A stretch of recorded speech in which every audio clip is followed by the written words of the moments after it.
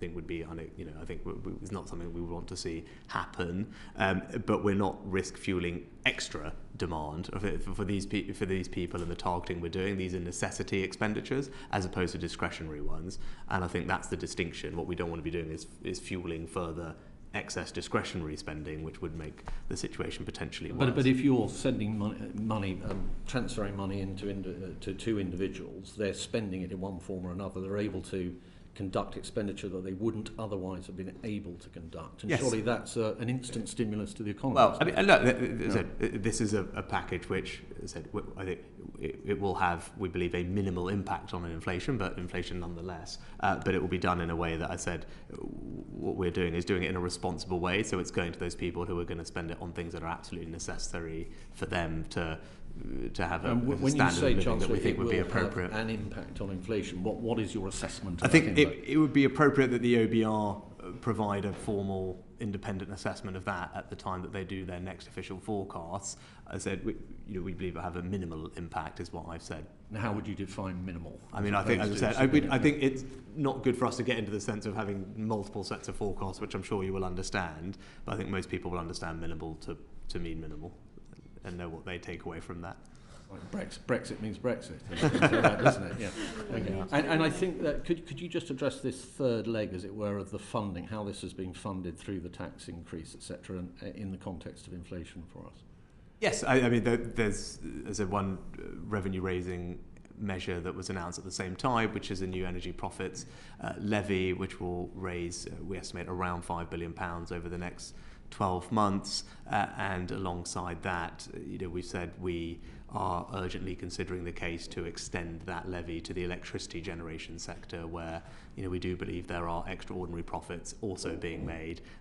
Many other countries in Europe have taken steps to address that. We have a longer-term plan to reform the market, but we need to make sure that actually in the shorter term have we got the right policy in place. But we are urgently undertaking that work as well. So the total price tag of the intervention, I think, is 15 billion. There's also the fact that you're converting what was going to be a loan arrangement on energy bills into a grant, which I think adds another 5. You may be able to correct me. That money was already in all the numbers that it was were there published as a at the loan spring rather statement. than a No, but in grant. terms of the fiscal impact of it, it's fully accounted for already in the spring statement forecast. What will change is the payments down the line of about £1 billion a year, but that's £1 billion a year which will impact the future years, and that's in the context of an overall fiscal framework which has debt and borrowing both falling. If we just therefore start, say, with the 15, and you're raising 5, as you say, in the 12-month period for the windfall tax, where does the other 10 come from? Is that assuming that windfall tax carries on, assuming that the oil price is elevated through time? Or well, this is a temporary intervention, and we expect the windfall tax to raise around £5 billion over the next 12 months. These aren't one-off payments that will happen over the course of this financial year. And then, as I said, there's a consideration of extending the energy profits levy to the electricity generation sector, so that's an incremental source of revenue, and then the rest, what will be remaining, will be extra borrowing. And do you have an assessment at this stage how much extra borrowing will be involved? It's a function of where we end up on the electricity generation. Do you have a figure in mind we you're hoping to? No, I mean, so because it's a live situation where we're engaging with the industry, I hopefully understand it's difficult for me to comment too much further on that. Fair enough. Can I just switch to comments made by the Bank of America about the currency? Now, I'm not expecting you to say anything about where you think the currency is going, etc., and I do understand the sensitivities there, but they've described the currency now as looking a bit like an emerging market currency. We're looking forward to very anemic growth levels, possibly recession. The Bank of America has suggested that the vibe out there, if you like, is that maybe the Bank of England has been not entirely independent in the way that it's interacted with government around quantitative easing and the Treasury seeking to raise large amounts of debt at the same time. Do you have any general comments on that? Is sterling something that's a concern to you at the moment?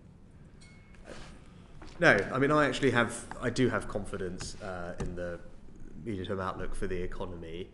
In the short term, obviously we are experiencing high inflation.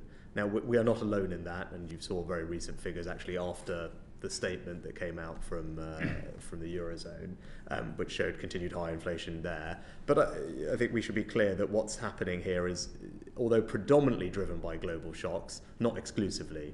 And there were three particular areas of concern that I flagged in the statement. One was the fact that we are experiencing not just the energy shock that Europe is, but also the very tight labour market that the United States is. So that's something that, although it caused to be celebrated that so many people are in work, that obviously has an inflationary impact. The second thing that I flagged was inflation expectations, which I watch carefully and want to make sure that they are not increasing over the medium term, and they have ticked up slightly more than they have in other places. So we need to be careful about that. And the third thing that is, if you look at our inflation, even outside food and energy, which are the most volatile bits of it and there are external shocks, core inflation is still elevated and is very broad-based. So it's across, I think we said almost 90% or almost all goods and services in the basket are experiencing above target inflation. So those are the three particular things that I flagged as an area of concern. That said, I'm confident that we have the tools and the determination to get inflation down over time. And I'd say whether that's fiscal policy, a strong independent monetary policy, or supply side reform. Those are the three tools we have. We are using all three of them, and that will get inflation down over time. I'm confident of that, and I want people to be reassured that that is the case. And in the short term, the support that we've provided, I think, will make a meaningful difference to people. Thank you. I wish we could continue this discussion, but time is against us. Anthony. Thank you, Chair. As the Chair alluded to, and as many your own figures point out and various campaign groups said, the support you gave was very targeted, that those who need the help most get the most help. My question, though, is whether they're still sufficient. There are still potentially some gaps, as the Resolution Foundation pointed out, that multiple children households have bigger costs but don't get more help. I just wonder, do you think that the support you provided, is it sufficient to prevent an increase in child and pensioner poverty? I think it will make a very significant difference, and I think it has been widely acknowledged as making the biggest difference to those who are most vulnerable. 3/4 of the money we announce goes to those vulnerable households and pensioners, where the most vulnerable third of households, those on means-tested benefits, will receive around £1,200, which is, for a sense of scale, is roughly approximate to the expected increase in energy bills on average year over year. I think comments from both the IFS and the Resolution Foundation, their own analysis, suggests that the vast majority, if not entirety, of certainly the energy bills increase or cost of living increase has been met now by the various interventions that we've put in place. So I think it will make a very significant difference. It was rightly targeted at those who most need help, and I think the distribution analysis that we published at the event also demonstrates that, and Dan probably can add a Yeah, the only thing I was going to add is that for that the bottom decile, the total value of the support is something like 7% of their household income. So it's a very substantial amount of support for those on the bottom end of the income distribution. Have you done analysis on the impact on child poverty? I think not expressly, but as I said, actually we know the single biggest driver of children being in poverty is children growing up in a workless household. And the record over the last few years has been very positive to reducing the number of children that are in workless households. Over 500,000 fewer children today in workless households than there were 10 years ago. So that's good progress. And the policies that we put in place even week before last announcement, for example, raising the national living wage, cutting the UC taper rate, actually really support that incentive for people to work and help make sure they move off welfare into work as well. Some of the support you have, there are cliff edges. I mean, if you, for example, you could earn £1 more, which takes you off universal credit, but you then lose all the support. Did you look at all the support that's for universal credit recipients? Did you explore options from removing the cliff edge, or was that just too complicated? I mean, wherever you draw a line, there'll be some people the other side of the line. I mean, that's kind of the inevitable consequence of any policy that is trying to target things. So, what I'd say is we've taken what is the state's existing definition of the most vulnerable people in our society who are deserving of state support, that is all those people on means-tested benefits, right? So regardless of the cost of living situation, we already have a definition of people who need state support to help with their income. That's the definition that we've taken, and we've been generous in our treatment of them. But we also have a universal piece of the support. So even if you are not on benefits, my view is it's still right that the government is trying to do something to ease some of the burden of the increases that we're seeing, given the scale of them. Now, we've done that both with a council tax rebate already, and then with a further £400 through the energy bills system over the autumn. So that's £550 of support on a universal basis, which is obviously significant. Now, the other thing to say is those people, more likely than not, are going to be in work, and they will benefit then disproportionately from things like the national living wage increase or the raise to the national insurance primary threshold coming in July, which is worth £330. So there's other things that we've done that will benefit that group of people. And just to add, that recognising that there are some of these sort of difficult cases where people are just outside the targeting, that's why the household support fund was increased by a further 500 million, so it runs until the end of March next year. So where people, for one reason or another, are unable to access the targeted support, there's an opportunity to get the targeted support via their local authority. You said, Chancellor, you said there that's right, the government provides the support, and I think we'd probably all agree with that. But in 1990, inflation was actually at a similar level to what it is now. There's no expectation at that time that the government would step in and help people with their household bills, and they didn't. I'm just wondering whether you think the expectations of the public or of what the government should do in terms of inflation have changed, and what the implications of that are. Yes, I think the difference, I don't have it to hand, but I would imagine the impact on real incomes would have been smaller then than it is expected to be now. That would be the difference. I think the impact on real incomes as a result of inflation at these levels is more significant now than it was then. So that's why I think there was a case for us. Upping living standards is far greater even than inflation. Exactly, to provide some support to help with that bridge. Yeah. Do you think there were some comments at the time of your announcement that you'll need to do more in future, and presumably you'll say you'll keep it all under a review, but are you braced for having to provide more support in the autumn? As I said, what we've put in place is significant and extends all the way through to the end of the financial year. We waited until we had a clearer sense of what would happen to energy bills in the autumn, which now that we're about 2/3 of the way through the price cap observation window we have, and you heard from Ofgem just recently on that. So I think actually we've put in place something now that will provide the support that people need. But kind of linking to your previous question, it's not possible for any chancellor to try and make whole all the increases in people's cost of living. That's simply not possible and probably not advisable either, for the reasons that we talked about previously with the risks on inflation. But where we can make a difference that is meaningful to ease some of the burden, we can and we should, and that's what we've done. The best way over time to help people is to make sure we have a growing economy with people in work, with their wages going up, and all the plans that we've got in place will make progress on that goal. I'd love to ask more questions, but I've run out of time. I'm going to keep us to time. Everybody must have their time. So, Kevin, please. Thank you. Thank you, Chair. Chancellor, you got broad support for what you did for households, including from me, but you chose not to provide any support whatsoever for businesses. Why was that? Thank you, Kevin. For a couple of reasons. I mean, one is the inflation that we're seeing is actually the result of prices being passed through the chain to consumers, in a sense, right? So that's why you're seeing inflation measured for consumers at the levels that we are. They are seeing it being passed on by businesses. So that's happening in that sense. I think the second thing is we've all read, and that is the right way to get at it. I think the second thing is we already have provided different types of support for business, notably business rates holidays coming into this year, 50% discount, which is worth £1.7 billion.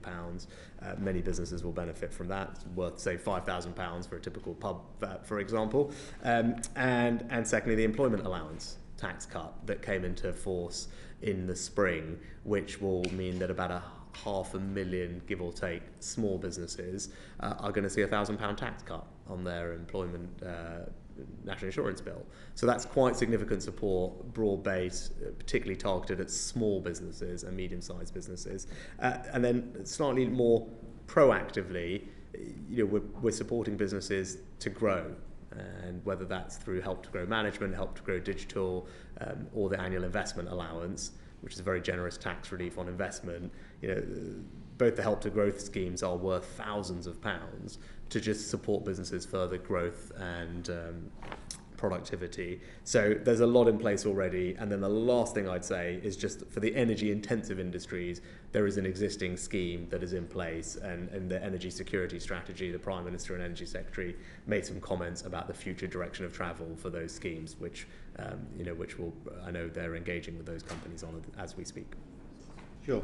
I know you're listening carefully to organisations like the Federation of Small Business, but they say that 200,000 businesses are in serious trouble due to cash flow, and 300,000 have only weeks left. And they put a lot of this down to the current cost of living crisis or cost of doing business crisis, and particularly around energy costs. Those must be a real concern to you, those numbers. Yes, I mean, we track things like business insolvencies and business profitability quite carefully. I mean, we haven't seen anything alarming in the numbers that we're seeing. In aggregate, business deposits, so the excess cash that businesses are sitting on, is worth about £100 billion. And that is true, I think, even looking exclusively at small and medium-sized businesses, that there are higher cash balances today than there were before the crisis. So and similar to what you've got on the household side, where you've had over £230 billion of excess savings having been built up, in the corporate sector you've had over £100 billion of excess kind of cash deposit savings built up as well. So there's a good amount of resilience there. We're not seeing any signs of distress. As I said, typical small business, particularly in the hospitality industry, for example, we'll see a £5,000 business rates tax cut this year, a £1,000 employment NICS tax cut, and have access to the recovery loan scheme as well, which still is out there if they need extra help with with liquidity issues. They also have the option, as over 1 million businesses took bounce back loans, which they'll be thinking about in their cash flow, the repayments for those. We have a program in place called Pay As You Grow, which enables those businesses to benefit either from 6-month payment holidays, interest-only periods, or to change those loans into 10-year loans, which almost halves a monthly repayment. And again, given those loans were taken out by quite a large number of businesses, almost all of them will be able to do something there that helps them with their cash flow needs. Sure. I mean, I know you're always clued up in terms of international comparisons, but you've seen France, Germany, Italy, Greece all step in with support, cutting business energy taxes or providing subsidies and grants. I think France, multi-billion pound package. We seem to be the outlier in not providing some support for business in this area.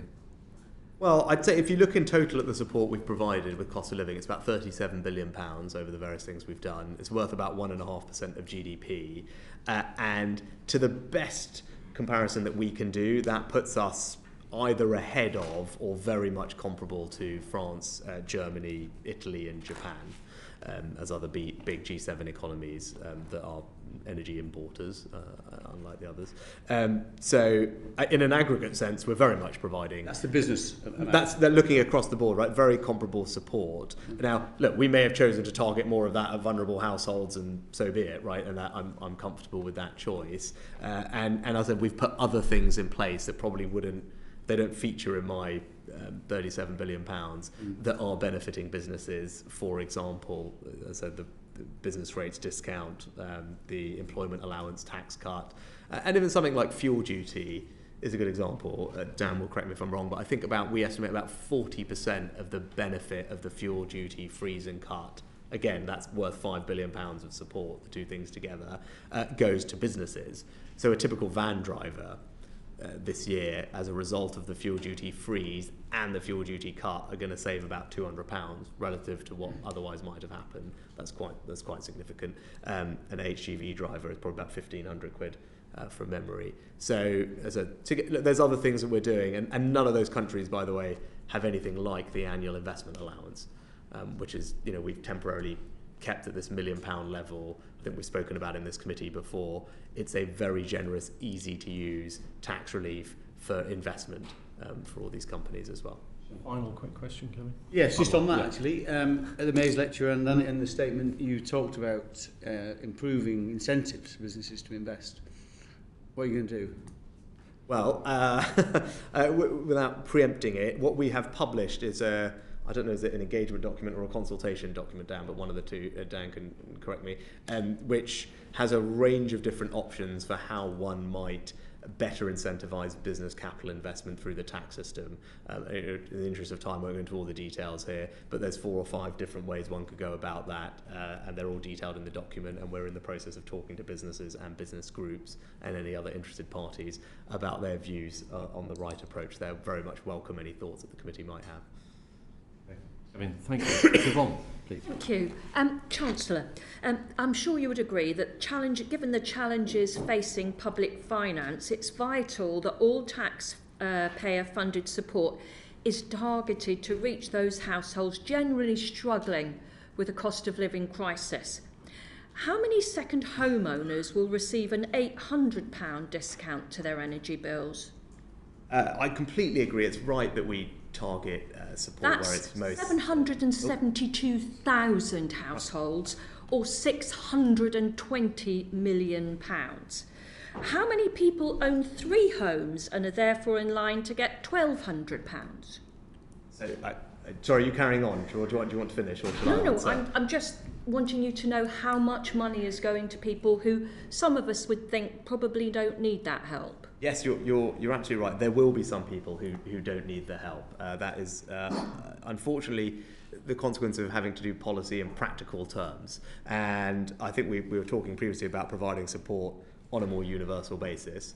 So assuming you agree with that, which you may not, and that's fair enough, in which case fine, but if you do agree that you need to provide support on a more universal basis, given the scale of the challenge, then you have to think, well, how best can we do that? There are 61,000 people who own 3 properties who will benefit to the tune of £1,200. That's a £73 million taxpayer-funded windfall.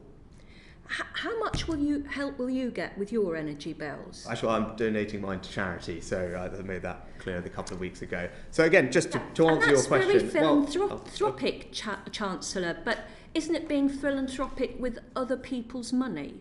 As Mrs Thatcher famously said, there is no such thing as government money, there's only taxpayer money. At a time when the total tax burden has risen to the highest level since the 1940s, is it really good use of taxpayer money for somebody on the Sunday Times rich list, or indeed for any MP or government minister, to be receiving second home support when others are choosing between eating and heating? I think the Labour Party policy was a VAT cut, which would have done the same thing, but potentially even more so, because it's linked directly to the size of your energy bill. So that would equally apply to that policy, and that's the challenge with universal policies, that they apply to everyone. So actually a VAT cut could be even more generous if your energy bill was particularly large, which if you had a very, very large home, we're asking you about your been. Choices and your policies. I mean, is there any reason why you couldn't tackle people receiving multiple rebates through the self-assessment tax return, like you do with child benefit? So, no, we actually had really only 2 ways to do something like this. I mean, you could have done VAT, as the Labour Party proposed, but what we're doing, I believe, will be more generous to those on lower middle incomes than VAT. Sorry, Chancellor, what I'm asking you is why you couldn't have ameliorated the system you chose by using the self-assessment tax assessment, just like you do for child benefit. Or perhaps you could use local authorities who are completely aware of who owns second homes. Right, because we're delivering something through the energy bill system. What we have through local authorities is the council tax system. And we could, you're right, you can use a council tax system to do this. But as we're seeing currently with the delivery of the £150 rebate, that comes with its own set of challenges as well, and we wanted to make sure that the help got to people in as effective and efficient manner as possible, and that's why we've chosen to do it through energy bills. Now, you could choose to do it through council tax bills, definitely that's an option, but we chose to do it more universally than that, so as not to have people excluded, whereas the council tax system is only a rough proxy for household income. It's not a perfect proxy, it's only a rough proxy. So could it not be a question of timing? For 5 months, you resisted Labour's calls for a windfall tax, adding 53 million to Britain's household bills for every day that you dithered. So why was it after 5 months, in the week of the Sue Gray Partygate report, you felt it was necessary to intervene?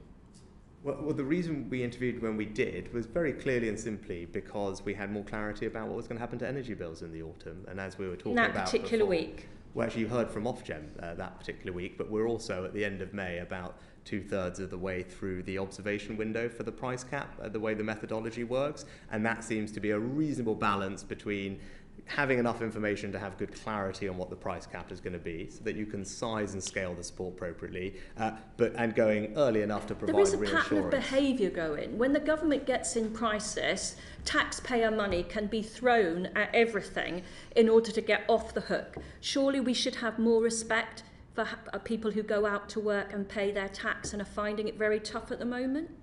And that's why we announced very significant support to help them, and done actually after we knew what the size of the problem was, that we meant that we can get the support right, which had we done something months ago, actually, as other people were saying, it probably wouldn't have been sized appropriately, and we wouldn't have been able to then make sure we provide the reassurance that we were able to do, which I'm glad we've done, and I do believe helps people who need it. But no policy is perfect, and people may have other ways that they think they can deliver universal support. From our perspective, actually having gone through all the options, I don't think there is a better way to do it. We've erred on the side of being universal. I think that's the right thing to do. Now, you might disagree with that and say that we shouldn't be giving money to those on middle incomes. I think we should. And then once I don't think we should be giving money to people who own 3 homes, no. No, so then you need to have an alternative way to get people on middle incomes. But perhaps if you did things at the right time, you'd have the time to consider how you could do that. As I said, it's not possible that we found a way to do it, but as I said, if there's an alternative that you found, please do let us know. But also, having looked at the various delivery options that were in front of us, actually this is, we think, the most effective way to get support to a very large number of people in a way that will be timely and help them where they need to. Thank you very much, Yvonne. Thank you for sticking to time too. Emma, please. Thank you very much, Chair. Afternoon, Chancellor. The number one group of people who are contacting me at the moment really worried are pensioners. And I see the targeted part of your package on the benefit system requires that people are part of, obviously, the system. And the DWP data in the year end 2020 shows that the guaranteed pension, people on pension credit has a take-up rate of 73%. So we know that there are lots of people who are entitled to pension credit who aren't currently receiving it. So my first question is, are you doing anything with the DWP, with maps, etc., to try and advertise that pension credit is available and to increase that rate of take-up? I think DWP are in the midst of a project to increase take-up of pension credit. I don't have the details precisely to hand. I don't know if Dan, you do exactly what they're doing, but I think they are. But that's one of the reasons that we provided universal support to pensioners, because we know that the take-up of pension credit is not at 100%. So there is an additional £300 cost of living payment for pensioners that will be delivered in the autumn alongside the winter fuel payment, and mean that a typical pensioner household will receive about I've only got 7 minutes, so I'll go through £850 of support this year. One of the things that pensioners are talking to me about is they really don't understand the way these different benefits and announcements interplay with each other. They don't really understand the system, especially when I'm talking sort of elderly widows who often tell me that their husbands, people who dealt with all of this, they don't understand the system, they don't really know what's out there. So I'm pleased you're saying the DWP are actually looking into this, because my biggest concern about your announcement is it's not actually reaching the people that it's meant to reach. So I wondered whether you were working through maps, whether you were working with the DWP to look at sort of increasing take-up, look at the qualifying rules that's available for it, and look at providing some kind of clarity of information as to how do these things work with each other. Because I'm not speaking for every MP here, but we often tend to use charities and organisations like Turn to us for trying to calculate the benefits and things that people are available to. But in your role under looking at financial inclusion and support, what are you doing to ensure that what you've announced reaches the people it's meant to reach? So with regard to the extra payment, it will be automatic, and that's a good thing. It won't need to be actively claimed, and we're using the winter fuel payment system, which is one of the benefits of it is it's a largely automated system where DWP actively just send the payments through, so people don't actively have to claim it. So they don't have to worry about that. They will just get the cash, which is a good thing. So that's how we've done it. So they were, whether people are confused or not, the cash will be coming to them, and we'll figure out the how best pension to credit communicate still means they have to actively support it. And this is my concern with lots of these announcements. For example, as well, the 500 million to the Household Support Fund, is it your expectation that councillors should push this money out to the households it knows who are in need, or your expectation that those households need to proactively identify themselves and make that active request for support? So I think in general it's a discretionary fund, and councils will do it in slightly different ways, I would imagine. What we tend to do, and this is what DLUC will do, is provide some guidance which gives a sense of the types of people that we expect to be covered. So one group that I mentioned is those on only housing benefit, and that data isn't held centrally, and it's hard for DWP or HMRC to do the payments there. But we know that there are a number of those people. So, for example, the guidance will say these are the types of people who should be a priority for this discretionary Is fund. the expectation that councils would be proactively contacting them? The reason why I keep asking these questions, Chancellor, is because I am concerned the people who really need it don't know it's there, not aware that it's been announced, and wouldn't know how to apply for it even if they did. And they're the people I'm really worried about. But are you, when you're issuing this guidance, saying to councils they should proactively look for these people? So I think, Emma, just in terms of people, the people we most care about, a third of all households are going to get this automatically when it comes to the £650, right? And the automatic on the energy bills on top of that, right? It is automatic, and we know that those are the most vulnerable people in our society, and that's a third of all households. Now look, there are always going to be people on the margins, but that's a very large number of people who will get a significant amount of support, essentially automatically. Pensioners, the same. They're going to get the extra payment automatically. And then for the discretionary fund, I imagine it will be a bit of both, because there will be groups of people, for example, housing benefit only claimants, which the local authority will know about, and will know, we will be clear in the guidance that those are a priority group. They would probably go to those people proactively, and then also be reactive to those who need councils going for people proactively. They haven't got enough money to do that. And the reason why I'm particularly asking, Chancellor, is because when you gave the money back on the council tax and the £150 back to people, the way the scheme was designed means that the people who don't pay by direct debit have to complete forms or fill in some kind of self-identification in able to receive the money. And I just wondered what the thinking was behind doing it that way, rather than issuing councils a set amount of money and just saying to those councils, discount your council tax bills. Because by putting in this extra step, what you're actually doing is preventing some of the people from receiving this £150. So what's the extra step? So if you don't pay by direct debit your Yes. council tax, you have to identify yourself to the council as a non-direct debit payer. You have to fill in some form of identification to verify that it's you that's on the council tax bill. So the reason, if you're not the named person, then there's additional steps. And so you have people who have the least amount of money not paying by direct debit, waiting the longest time for actual payment for this. And I'm saying, what was the decision behind doing it that way, rather than just saying to councils, discount your bills by £150? it's simple, really, Dan. You should come in. The simple reason is not everyone actually has a council tax bill or a bill that is large enough to cope with that, and the council doesn't have their bank details. So they need to go through a process of actually talking to the people to get... Discounted the bill when the bills were issued, you wouldn't have had to put these additional steps in.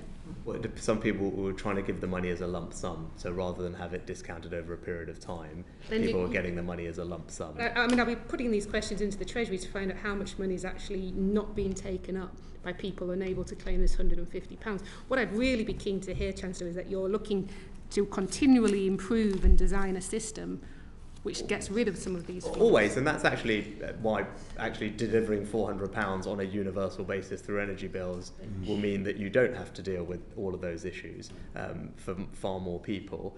But it comes, as we were discussing previously, every delivery mechanism has its own positives and drawbacks, but actually doing things through the energy bill system should be actually effectively quicker and get to more people in a more seamless, automatic fashion.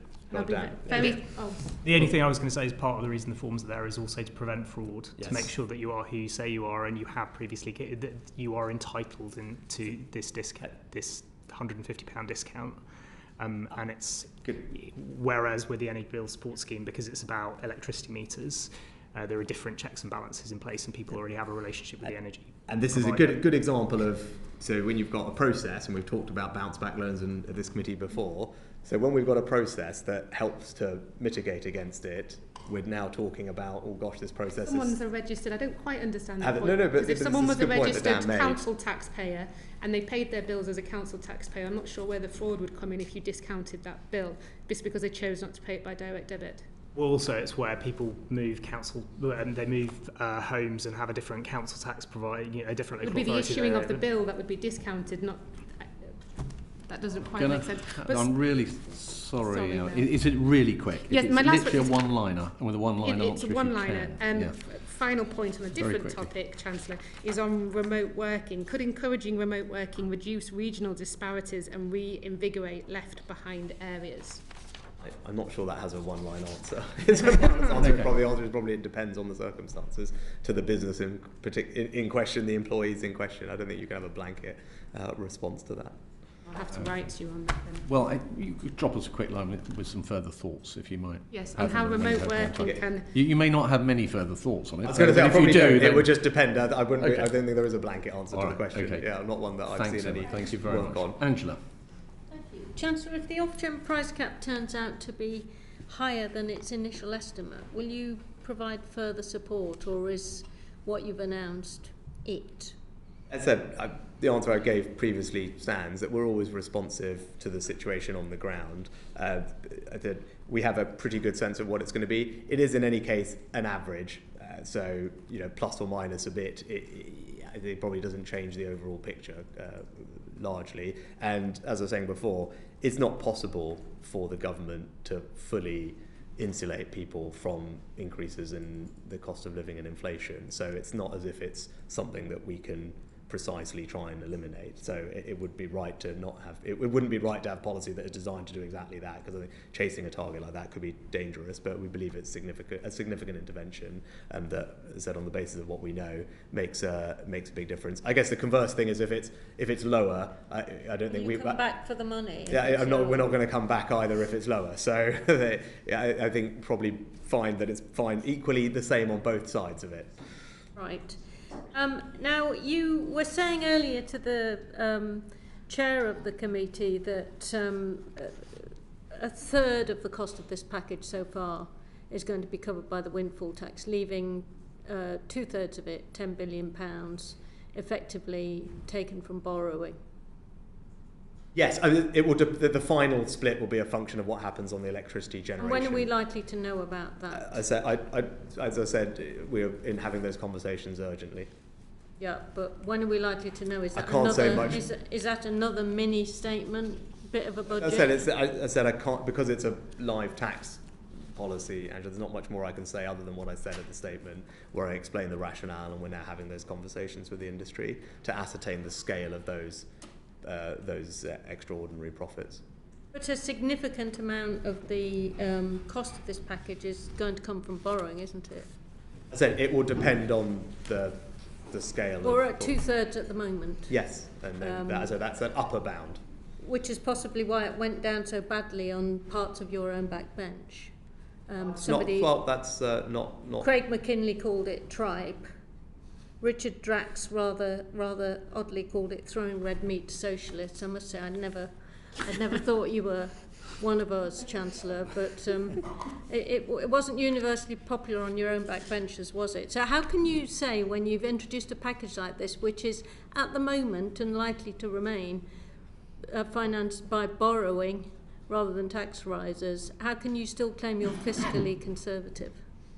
So, well, what I'm claiming is that the overall fiscal policy that we've got in place is a responsible one, partly because we've taken a series of actually decisions that have been unpopular, and that's fine, because I want to try and do the thing that I believe is right, and that's what I always try and do. And that those difficult decisions mean that we're on a trajectory to have borrowing reducing significantly from the peak that it reached over the next few years, including this year.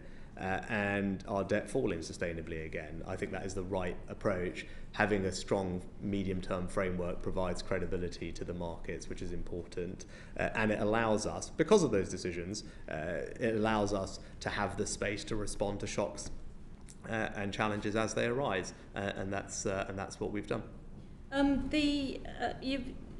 The subsidies already going into North Sea oil in tax breaks for continue to explore there are very substantial, aren't they? 3.1 billion in 2019, 2.5 billion in 2020.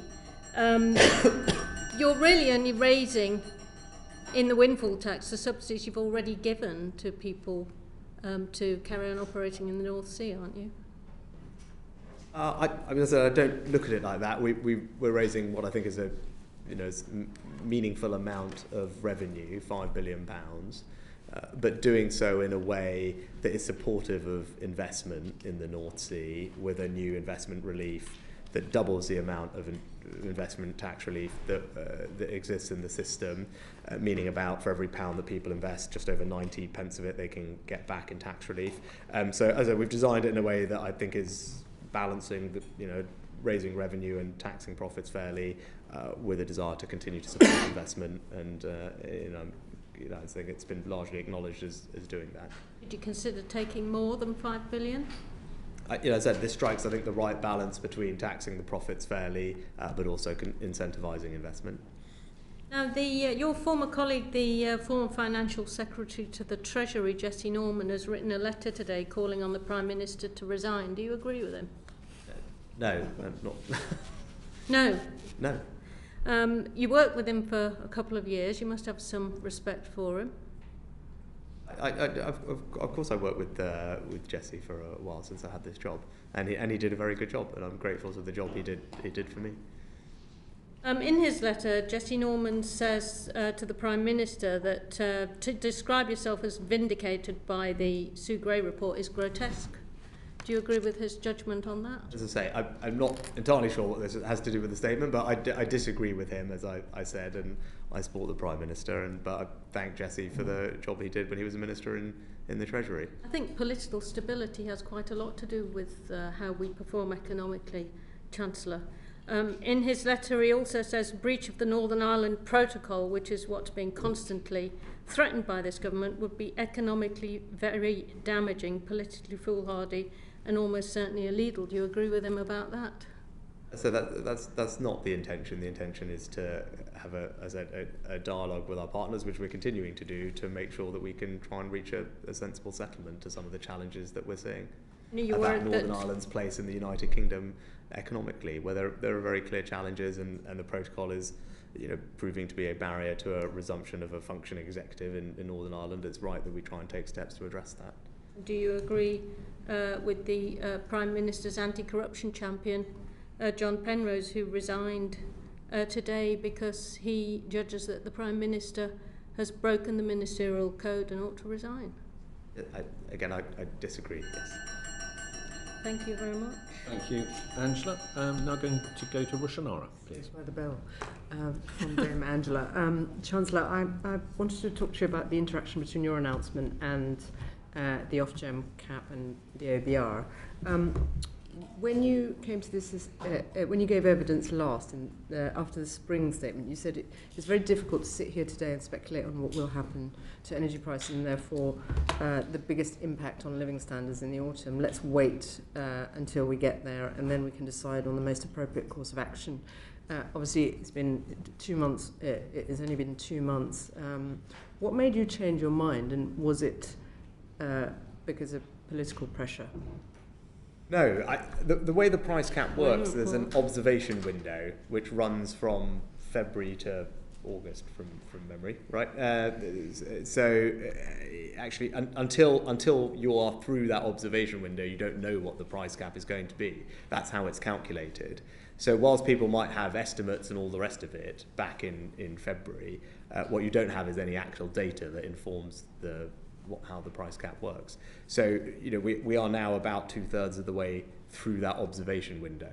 So the data that actually will set the price cap, we have a lot more of it in, and back then we had close to zero of it. There was no political pressure on Mr. Brearley to provide a rough forward estimate for the price cap, and there was no political consideration or pressure. We of course are in a constant dialogue with Ofgem on a weekly basis to get constant estimates, as I have been throughout the observation window. I'm always asking for estimates of what the price cap might be towards the autumn, and obviously the further along you go through the observation window, that the more confidence you have in that estimate being a reflection of what will actually happen. That's just it's not a perfect estimate now because there's still a period to run, but obviously the more that you've got behind you, so the more confidence you can have in what the final estimate is. But it is just that. It is still, even now, an estimate, but as I said, about 2/3 of the actual data required is I believe, now formally already in our hands.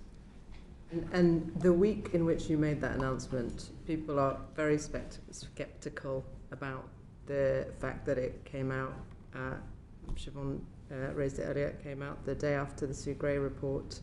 Wouldn't it have been more orderly to have actually had an OBR assessment and to make that announcement earlier on during the spring statement rather than during that time, 2 months later, and in the week when it was clearly an attempt to divert attention from law breaking by the Prime Minister? So, the spring statement forecasts all closed in the beginning of March. As I said, the observation window at that point had barely opened for the autumn price cap. So anything that you did then had the potential to be quite wrongly sized. So just not. I mean, you could have done something, and you wouldn't have had confidence that it would be the right thing to do because you didn't know what was going to happen to energy bills. So actually, you now have had you've now had more of the time that you need, February, March, April, May, right? That you've got 4 of the 6 months of the observation window roughly behind you now. So that data is in, and that means you can have a much more informed sense of what's going to happen to energy bills. That's why you can't do it. And with regard to OBR, you had indicated that you'd look at it later on in the autumn. I had just said. What changed your mind? I think I've always said I wanted more clarity around the price. You got clarity in that week. You seem to you seem to have clarity to make an announcement in a week when the Prime Minister was in trouble, and you made an announcement the day after I think it's more what I've always said. I want to strike the right balance between providing reassurance to people, because I know that there's a lot of anxiety about this, and many people have been saying, actually be good to know what's coming, and balancing that with waiting to have enough information to make sure that what we did was more likely than not to be appropriately sized. I mean, that's a straightforward trade-off. There's really no perfect way to trade those things off. And again, doing it in Parliament, so I could answer yours and others' the day questions. after the Sue Gray report. I mean, I guess look, maybe we would have preferred it to wait longer, but that would have meant people done it earlier, and then it could well have been wrongly sized. Weeks earlier, even. Anyway. There was no political pressure on Mr. Brearley. You've had regular conversations with Ofgem, no political pressure. I think the team are in touch with Ofgem on a very regular basis, and we constantly I'm asking for updates on what the price cap is likely to be in the autumn. Right, we track that on a very regular basis.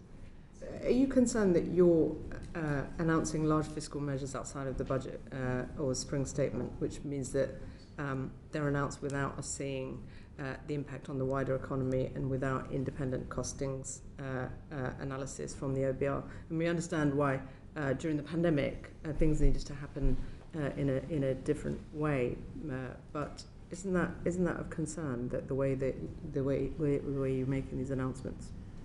I mean, no, I think the circumstances are reasonably exceptional given the scale of the challenge that we're seeing. That it meant that it was the right. Prime Minister was in a lot of trouble, and you need to come up with the right thing to do. And I think the committee will know, obviously, that the way that the OBR forecasting process works it doesn't particularly lend itself to moving at speed.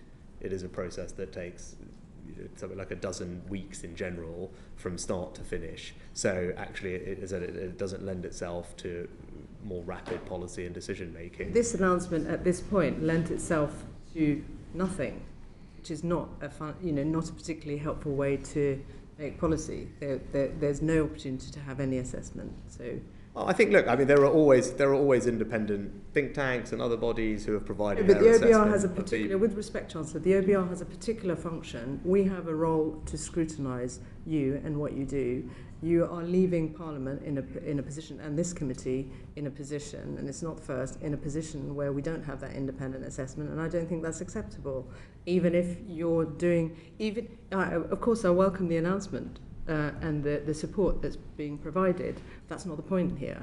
The point is about how government conducts its business, and it speaks to a wider problem in the way that this government, your government, has been operating, where it's playing fast and loose with big decisions that need proper consideration and proper scrutiny, and it's not happening. And what's clear is in the week that you made that announcement, the day after the Sue Gray report, this was a political decision, not an economic decision, with the opportunity for us to have the evidence to... I think it's just a trade-off, right? If you think it would have been better for the country and people to have waited 12 weeks to have that, then so be it. I just disagree with that. It's not right? beyond the realm of possibility I think and your talents to have been able to make this announcement during the spring statement or in a more orderly way rather than use a major announcement to divert attention from the Prime Minister's law breaking. That's what was really going on, wasn't it, Chancellor? And isn't that irresponsible for somebody who has got a big, important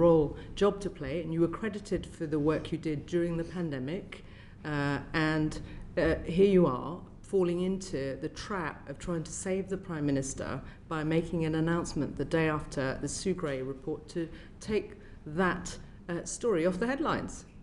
We're having the same conversation again and again. I took the judgment, rightly I believe, not to do this at the spring statement because no one had any real sense of what would happen to energy bills in the autumn. Because it's not physically possible to do so because you were only weeks into a 6-month observation window. So anything you did at that point would have been quite speculative. And as you say, if these are big decisions, it's important we get them right. Doing them on an entirely speculative basis, I don't think would have been the appropriate thing to do. So then it's a judgment call about, or when do you have enough information for it to be an informed judgment, early enough to provide reassurance to people, which is something that lots of people, including I think the Labour Party, were calling for. And I think waiting another 12 weeks, or however long it would have taken, was probably not the right balance. Somebody of your gravitas and talents shouldn't have fallen into the trap of trying to take part in Operation Save Big Dog, or whatever that phrase is that people in the Conservative Party have used to save the Prime Minister from law breaking. I think we expect better from you, and you shouldn't be dragged into his mess, frankly. I'm glad that you said you welcome the measures, and I'm glad that it seemed that the main concern was around the timing, or opposed to the substance, right. And the substance of the announcements, which is welcome to hear. To Julie now because we're running over a bit. Julie, thank please. you very much, Chair. Chancellor, the week before you announced the Energy Profits Levy, in the Chamber you said that you do not believe that windfall taxes are the simple and easy answer to every problem. What changed your mind? No, I don't believe. I still believe what I said then. I don't think they're the knee-jerk response that one should always reach for in situations like this. But as I said, I'm pragmatic about their use, and I think if you have a situation where, as we do here, there are companies that are making extraordinary profits, in large part as a result of a war, then it's reasonable to think, well, actually, we should tax those profits fairly. So I think that is a reasonable approach. But I think you want to be thoughtful about it, and the thing that I've always said consistently is the thing that is in my mind is investment, and making sure that you try and tax those profits fairly, but do so in a way that continues to support investment, because that's something that I think it's good for jobs, it's good for the economy, and in this instance, it's good for energy security. So we took the time to design a levy that was not as blunt an instrument as some, which others have suggested, and contains a very generous incentive to invest included within it, which I think gets that balance right between raising money fairly but also incentivising investment. We mentioned extraordinary profits. During COVID, there were times when actually the sector was making, you might call, extraordinary losses. We don't subsidise the sector in those circumstances. So is it right that we should then tax profits? Yeah, well, actually, I think back in 2016 around, I've put it in here sometime, at a time when the oil price went back down to about $40, I think, Harriet might remember, I can't remember if she was at the Treasury then, but actually, back then, actually, I think it was Philip Hammond probably who put in place a range of things that did beneficially improve the tax regime for all these companies in reflection of the fact that oil prices at that point everyone thought were stuck at $40 for a very lower for longer, I think was the refrain that you heard. So I don't think it's not completely right to say that we haven't made changes in the other direction when prices have gone lower. The government has in the past done that. But I said, look, there's a range of what one might consider relatively normal ups and downs of commodity cycles. These prices are particularly high, and they're high in part driven by a war, and I think it was reasonable, therefore, to take this pragmatic approach. But so do so in a way that supports investment. Thank you. I mean, there's another aspect that most of the profits from companies like BP and Shell are actually not made in the North Sea. So there's a case to saying actually the windfall profits are actually being taxed twice. So they're being made elsewhere, and then we're taxing them twice, actually. No, that's not. This tax regime, we have a very specific UK tax regime that's been in place for decades, which applies specifically to the UK continental shelf, if I'm getting the terminology right, to the extraction of, I see Angela nodding as well, so good, I probably have got that right. So it applies, well, we've got all these former Treasury ministers, so keep me on my toes. But it applies very specifically to the activities of fossil fuel extraction in that in there. So it's a very ring-fenced regime for that and doesn't apply to profits they make elsewhere.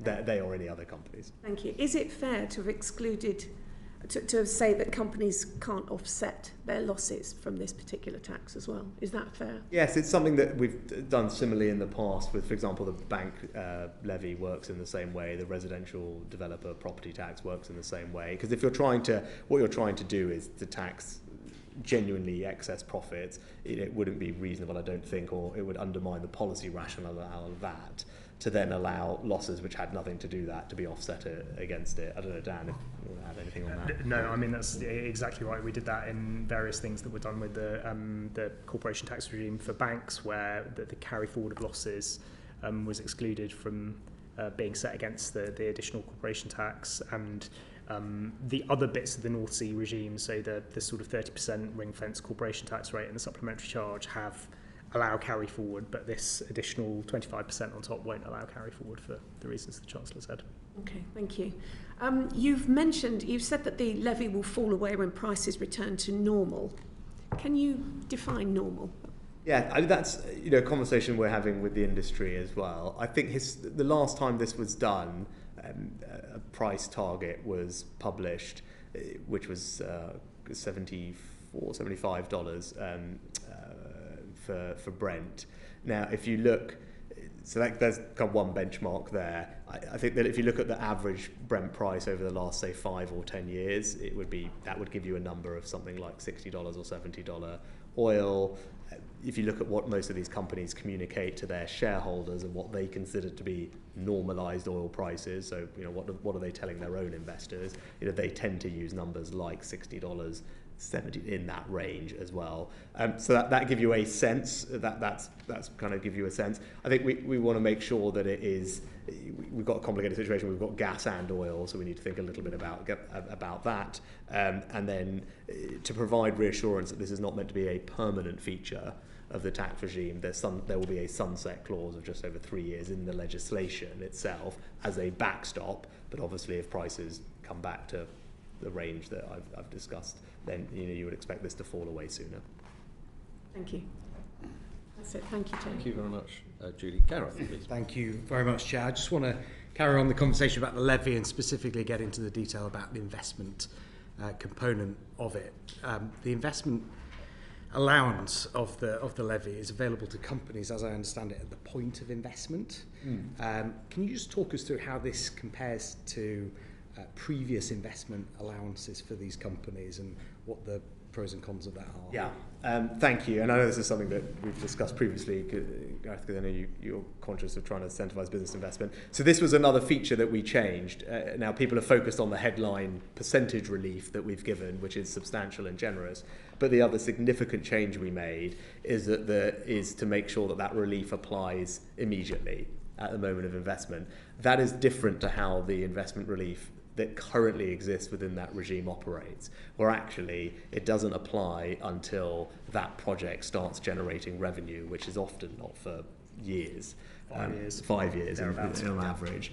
So we made this change again to make it very supportive of investment.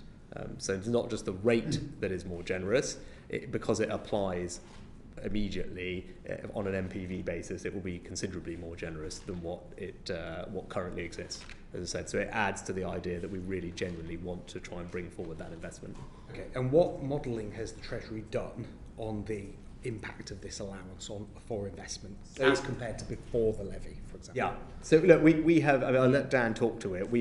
There are the standard models that we would use that the OBR will no doubt publish their own analysis on when they next do the forecasts. But using those standard models that we have and expected behavioural responses, we expect this to not have a significantly negative impact on investment. It may well be that it increases it, but these are models, so there we go. But we wanted to make sure that at least on the models that have been used by OBR and us in the past, that this relief was generous enough that it wouldn't significantly impact investment, and that's what the models are. I don't really have much to add. So the ABR will have to do this as part of their wider forecast when they take into account, their wider investment forecast, all the measures and so on. But using the sorts of methodologies they use, as the Chancellor says, we think that this will be a net positive impact on investment, and therefore there will be more investment than before. But the precise amount of that is very much subject to OBR scrutiny.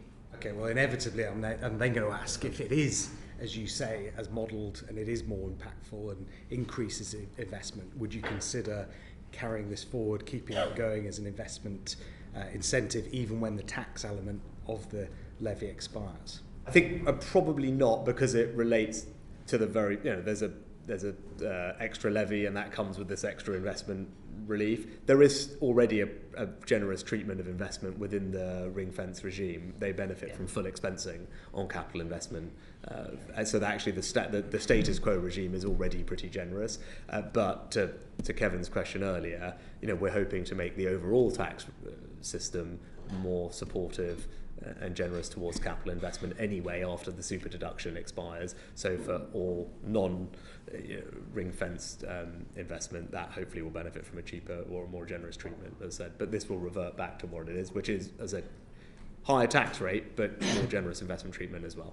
Also, just to add, a part of the investment effect is the fact that it's temporary. So both the higher tax rate is temporary, and therefore the higher investment allowance is temporary. So the incentive to invest while the value of the investment relief is so high, when the payback may come when the tax has fallen away, that is part of the reason you get the sort of temporary investment effect, a little bit like the wider super deduction, where its time limited nature brings forward investment. Both of you mentioned the super deduction. You'll be aware there's some criticism that it's not resulted in as much investment as was perhaps hoped or expected or even planned for. What makes you think that this investment incentive will be more impactful or more successful than that super deduction? Yeah, we're still collecting data and talking to industry about the impact of the super deduction. I think the big difference there is you obviously had Omicron in the towards the middle of it, and we were not completely done with coronavirus, right? So that was a big extra added bit of uncertainty that got put in the mix. It will be very hard to disaggregate the impact of that, but it probably did have some impact. And hopefully that is not the situation here. And I think the way that these companies are making investment decisions is probably slightly different. It's quite specific. And now that we've published an energy security strategy that has a very clear role for particularly natural gas in the medium term to support our transition, and there's other policies that are supportive of that. For example, licensing decisions that are being done at a kind of faster pace, et cetera, et cetera.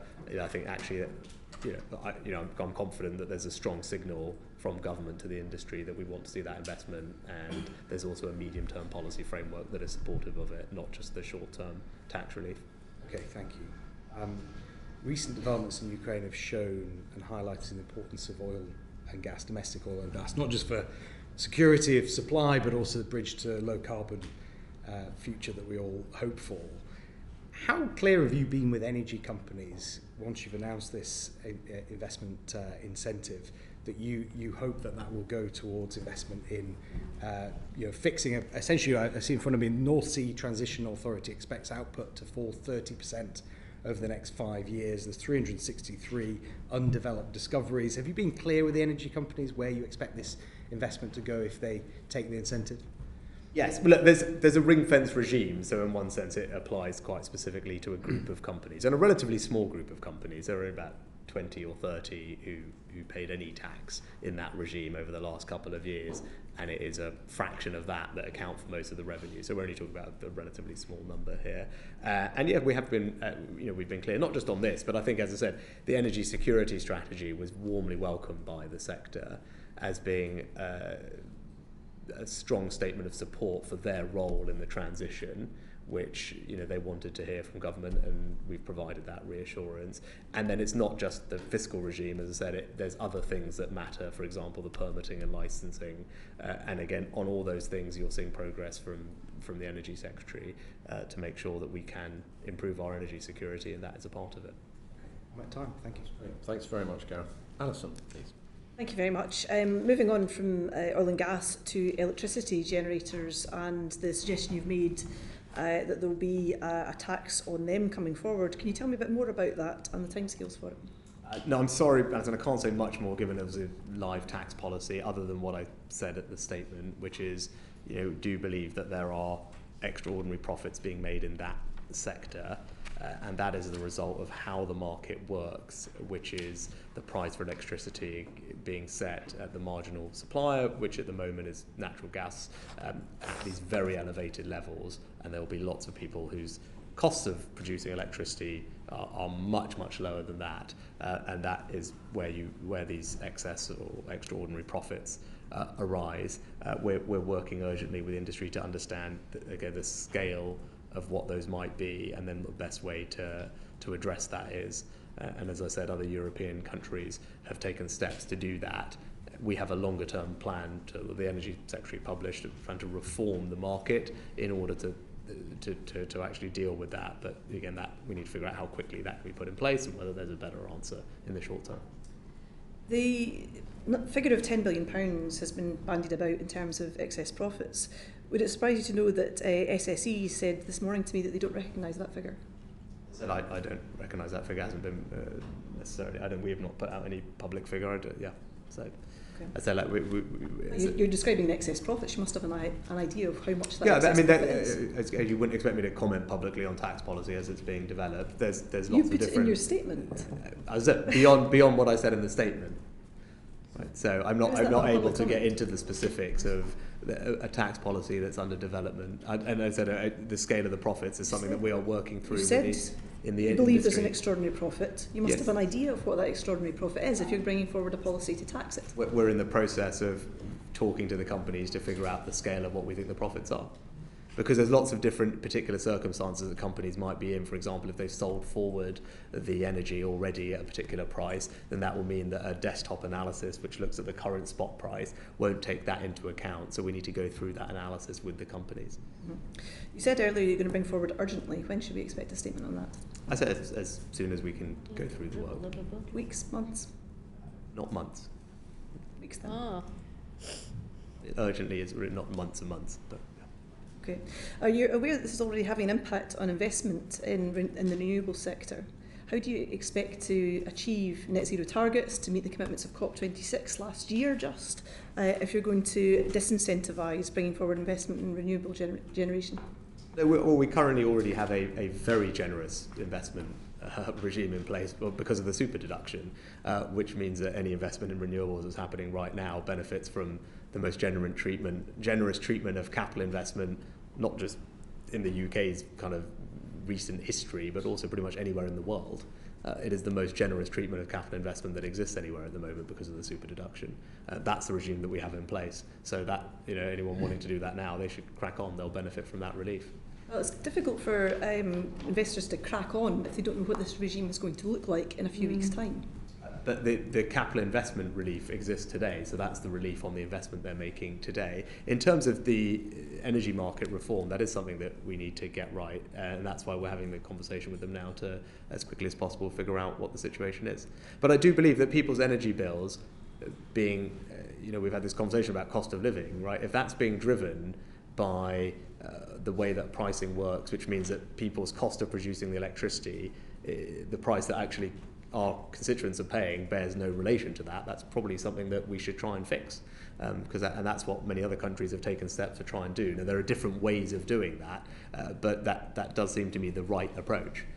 So I do think people paying more for their electricity than they have to is not a good thing.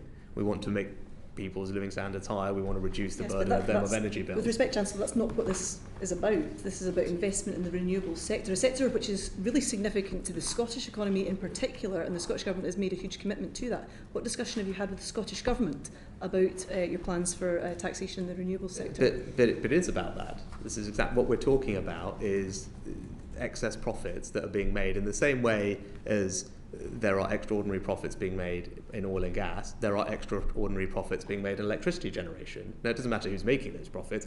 The principle and the economic logic for it is exactly the same, right? So if we've got a war that's driving up gas prices to these very high levels, and then to levels that nobody anticipated, and that's causing particular people to be making these very large profits, and ultimately driving up everyone's electricity bills, your constituents, my constituents, contributing to this cost of living challenge that we've been discussing, I think it's absolutely right that the government looks at that and figures out if the policy we've got in place means that that is working as effectively as it should be. And that is the work that we're doing. There are lots of questions about what exactly this will mean for investment in renewables in Scotland. So can I ask you again, what discussions have you had with the Scottish Government about this policy? I think we would normally consult, as we always would, and I think in the process of what we're doing, we do that. As a tax policy, it's a reserve tax policy, so you would expect us to make the policy. The Scottish Government has a very clear net zero strategy, very encouraging of renewables, both onshore and offshore wind, tidal, other mechanisms as well within Scotland. What discussions do you intend to have with the Scottish Government before you bring forward a policy that might hit investment in renewables in Scotland? So we do have policies that support renewables investment, particularly in offshore wind, as we've already seen, where our track record on this is very strong. And because of the super deduction at the moment, it's a very generous climate to invest in renewables, and invest in everything, actually. And so I feel pretty positive about the outlook for it, and the energy security strategy was warmly welcomed by the renewable sector. But I would hope that the Scottish Government also would be keen on making sure that people's energy bills are not any higher than they need to be. That's our priority, and if we think that there are sensible reforms that should be made to the market so that people's energy bills can come down or not go up as much as they currently are, I think that would be a good thing for us to explore, and that's what we're doing. One of the ways of ensuring that we're not in such a crisis in the future is to reduce our reliance on fossil fuels and move more into net zero, into wind, into tidal, into other renewable technologies in which Scotland has a lead. Chair, I'm quite disappointed the Chancellor hasn't actually answered the question about when he's going to discuss this with the Scottish Government, but I sense I'm not going to get an answer. I mean, I'd be very happy to, if there's something that they want to send us, or we can make sure that happens. Yeah, that's not a problem at all. Could I just add one thing about, so a lot of renewables that are renewable investment that takes place under the contract for difference, already because of the way contracts for difference are constructed, it's not possible for those investments to make extraordinary profits, and that would be a thing that, as part of considering how a tax might work, we would want to consider. If they're not making extraordinary profits through contracts for difference, where is this tax then coming from? Because there are lots of legacy renewables that weren't done under a CFD. So there are electricity generators that are not in CFDs where the price of electricity was £61 per megawatt hour in the first quarter of last year, and by the fourth quarter it was £223, I think, something like that. And if you're in a contract for difference, that would be clawed back effectively, a tax of sorts. But if you're not on a contract for difference and your costs haven't changed, then it's possible that you're making these large profits, and that's what we're discussing. Yeah. And that's the reform that many other countries in Europe are in the process of, or having taken steps to reform their markets. And indeed, that is the UK's plan as well, and that was there in the energy security strategy. But this is obviously there's an acute issue at the moment, and it's causing people's energy bills to be higher than they otherwise would be. And I think we probably all share a collective desire to try and ease the burden of the cost of living and higher energy bills on our constituents. And I would imagine the Scottish Government would support that, but maybe not. That sounds this will be horribly complex to bring in a couple of weeks. Leave that there, but it may be that we write to the Chancellor with any further questions you might have on that, Alison, but thank you. Finally, to Harriet, please. Thank you very much. And Chancellor, you've mentioned quite a few times your desire to make sure that our constituents don't pay higher energy bills than they need to. And I want to use my questions to explore historic decisions made by government and by the regulators that may potentially have had the opposite effect. And the first one I wanted to explore was around the number of different energy providers that have failed, including Bulb, which I understand is going to end up costing taxpayers about £2 billion. Is it possible that Ofgem have let you down by not properly ensuring that these companies were adequately capitalised, and what are we going to do about that, because we don't want the Treasury to keep on having to provide sticking plasters for the failure of this aspect of energy policy? Yes, Harriet, that's an excellent question, and you'll forgive me because I think you'll understand, obviously, that Ofgem and the Energy Secretary, or Secretary of State, is the person responsible for how the regulatory regime works directly, so I want to make sure I'm not treading on his toes. I think he is having those conversations about, is our regulatory regime working as it should be. Ofgem have already put out some consultations about how to tweak something. It is costing the Treasury £2 billion, isn't it? Yes. Well, it's costing bill payers, all of us, as we heard previously. There is no government money; it's all everyone else's money. So that is the cost of these companies failing, right? And that is so. We have to look and make sure that the regulatory regime we have going forward is doing what it needs to do. So I'm sure there are lessons that can be learned, but I'm sorry not to be more specific, because it would be a question for the Secretary of State for him to decide how best to go about making sure that we do learn the lessons and this doesn't happen you traded again. through the financial crisis, so you've seen how expensive it was for the taxpayer when the banks failed, and now it's going to be expensive for the taxpayer and effectively the bill payers because of the failure of all of these. So presumably you're giving a very strong steer to the Business Secretary that you don't want to see this happen again. You can expect that's what we've said. Yeah, and I think, and Harry, you're right. It's because we have to think that there's a trade-off again, as with all these things. You want a regulatory regime that was supportive of competition, because in general we think competition is a good thing for driving down prices for consumers and improving choice. But it needs to be competition that's based on an underlying fundamentals that are sound, right? And obviously, if we've got businesses that weren't fundamentally sound, and the tab is then going to have to be picked up by taxpayers, that's not a good outcome, right? And we need to make sure we have a system that means that doesn't happen. Taking another decision that probably wasn't yours, but ends up being, I think, potentially short-term thinking at the Treasury, which was around the rough gas storage facility that it was decided that it would be too expensive to subsidise that storage facility. It was old infrastructure, it got closed down, but now we read reports that it's likely to be reopened and subsidised by the Treasury. Is that correct? Again, I guess a question for the Energy Secretary, because they're responsible for the storage aspect of things. You from the point of view of being Chancellor, will not be providing money to do that. Is that what I'm hearing? You wouldn't expect me to comment on things before they're done. But I said, I think in general, I can't, again, I'm not the Energy Minister, forgive me for not having the details to hand, the exact details. I think given the challenge we're experiencing, I'm not sure that would make... It's a live conversation between the Treasury and the Business Secretary, is it then, about finding a way to subsidise the reopening of that gas storage facility? Not that I'm actively involved in. Now, I don't think... I mean, again, there's always conversations that are going on in government, and we should make sure that we have the right energy security, and there's lots of different things one might want to do. I wouldn't assume, from what I've been told, I don't think that one storage facility is going to be the difference between people's energy bills going up the way they're going to go up and not. But gas prices have come off a lot, haven't they? At the moment now. So it would be if you had some, but I think even that, given the scale of the increase, and given the storage is only, I think, I don't have the numbers, but I think it's not that significant in the scheme of things. It would clearly make a difference, because right now, you're right, gas prices are very low temporarily, because there's a lot of LNG coming into the country. We're exporting, we're sending as much as we can to continental Europe, and typically that flows reverse. Now, clearly, if we had more storage right now, that would be good. It probably would mean the price would be not as low. That's part of the reason it's as low. But I don't think it would make we'd still be sitting here talking about, I would imagine, a very significant increase in energy bills in the autumn. I don't think it would make the difference massively to the scale of the challenge, from what I understand.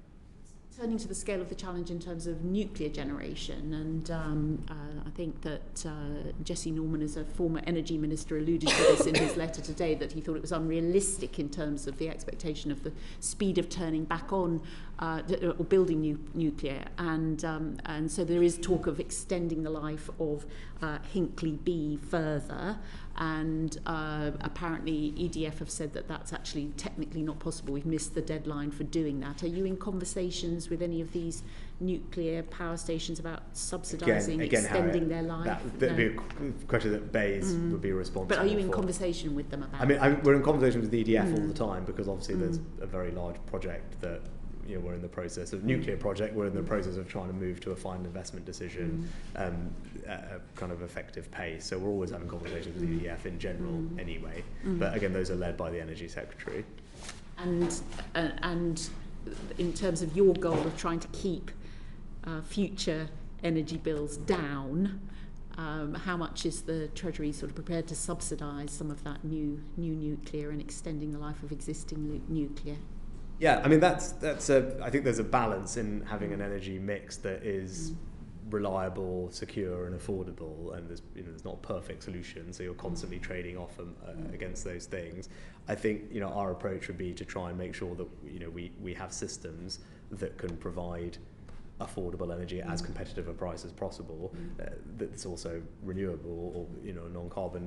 Nuclear, it is reliable baseload power, which is a good thing. We can have it here. It's not historically been the cheapest form of energy, and has required a decent amount of government involvement going forward. Because you're open to continuing. We're having those conversations, for example, with EDF on Sizewell, and so the government has to be involved in these large-scale nuclear projects because of the way that they now are financed. And that obviously comes on bill payers, but also we're providing R&D and capital grant funding for SMRs, which may well be a promising technology for the future as well. Turning to another way in which consumers can keep their energy bills down, which is getting better insulation, triple glazing, and so on. You did put some measures in the spring statement that helped with keeping those costs down, but there are a lot of other ways in which that could be potentially encouraged. Other countries do more in this regard. There's also ridiculous rules around conservation areas and not doing double glazing when you have an older building that councils are very strict on enforcing and things like that. Tell us about your thinking on how we can help consumers keep their bills down. Yes, no, you're absolutely right, and in the spring statement we cut VAT on energy saving materials. Which does that include insulation? Sorry? Does that include that includes insulation? The existing set of measures. It's not insulation related. It's It's things like heat pumps and the reduction in VAT on energy saving materials applies to loft and cavity wall insulation, albeit that those are they're less expensive to buy and fit than, for example, a heat pump. But it does make a difference. It will make a difference. It will actually, yes. Yeah. We're spending over the Parliament over £6 billion on energy efficiency. Right, so it's a very significant. I think it's over £6.5 billion on a range of different things, everything from heat networks to the boiler scrappage scheme to public sector building decarbonisation to lots of schemes focused on those in fuel poverty and social housing, etc., etc. Right, so that there's a big pie available. I think it's, are we getting the best bang for our buck for that pie? It's a fair question. We need to make sure we are. You're right in that there are things that are relatively easy to do that will save people real money, and I think insulation is the obvious one, because cavity, and particularly cavity wall and loft insulation and smart controls, those things can all be done in relatively short order in a day or two at max. They tend to cost, say, £250 for smart controls, £250 for loft insulation, just over £1,000 for cavity wall. So in the scheme of things, they are not the kind of £10,000 very expensive thing. They're that much more manageable, and they tend to save something like £200 or £300 a year off energy bills once they're done, right? So it's quite a significant return there. We are looking at how is the market working, because to your point, so for example in Ireland they've pioneered a kind of one-stop shop approach. It's just bringing together, because there are some good mortgage type products or loan products, there's energy companies that can help, there's building people that want to do it, there is government grant available, so can we knit those things together in a slightly better way to make them more accessible? It's, I think, a really fair challenge and one we're actively looking at. Thank you, Chancellor. Thank you very much, Harry. I'm going to pull stumps there, because I did personally assure you we would be done by 1:15, and I'm going to stick to that. Can I thank the committee for actually being very disciplined in the questions you put within time, and also to you, Chancellor, for making yourself available at short notice to be accountable to this committee on the statement that you made to the House, and also on a day where I think it's fair to say there's rather a lot going on. So on that note, this hearing is concluded. Order. Thank you.